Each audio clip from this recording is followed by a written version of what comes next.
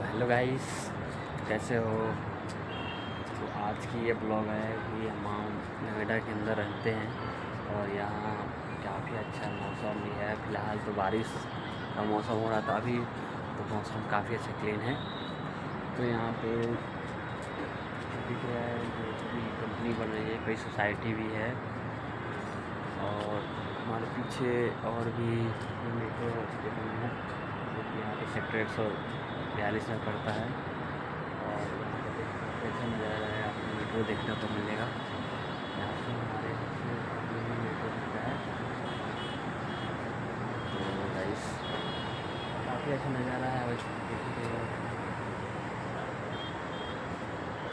और यहाँ से मंजिल बन जा रही है, पर यहाँ बिल्डिंग की मज़ा आपको दिखूँगा।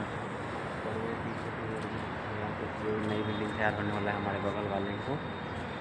तो चलिए